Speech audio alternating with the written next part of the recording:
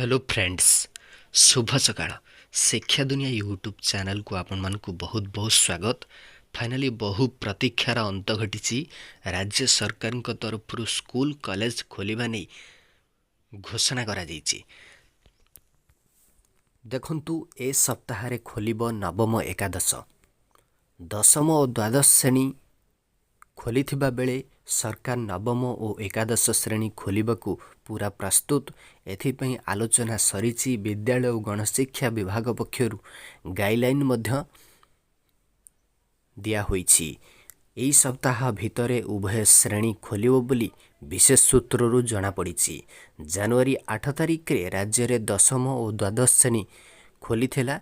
Covid guideline अनुसार पाठपढ़ा चली। अन्य पक्षरे स्वतंत्र रिलीफ कमिशनर एसआरसी मध्य शनिवार स्कूल रे अन्य श्रेणी खोलिबा पई विभाग उपरे निष्पत्ति छाड़िचंती। यहाँ परे विभाग पक्षरु नवम और एकादश श्रेणी पाठपढ़ा को गुरुत्व दिया जाई याकू खोलिबाकू योजना करा जायछि। आलोचना चूड़ांत पर्याय रे अन्य श्रेणी एबे खोलिबनी।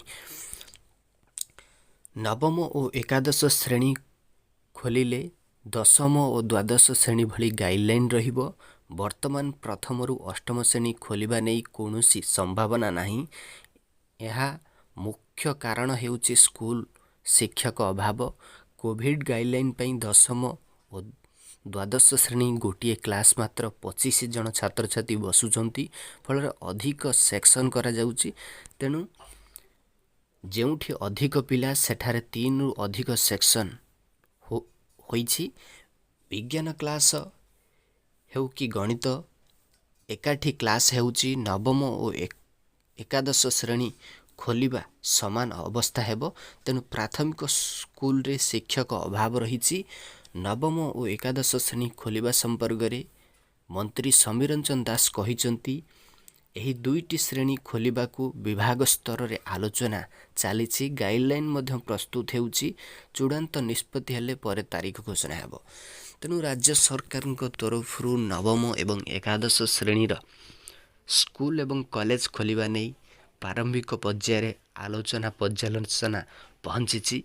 खूब कम दिन भितर एही स्कूल एवं कॉलेज खोलिबा नै राज्य सरकार तरफ तारीख मध्य घोषणा हेबो।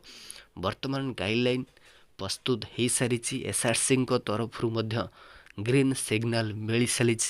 तेणु आ खूब कम दिन भितर नवम एवं एकादश श्रेणी स्कूल कॉलेज खोलिबाकू जाउछि। तेणु भिडियोटी को समस्ते मैक्सिमम स्टूडेंट शेयर करंतु एवं चैनल को जदि फर्स्ट टाइम विजिट करथिबे ताले सब्सक्राइब करी बेल आइकन प्रेस करबाकू बिल्कुल भी भूलिबेनी।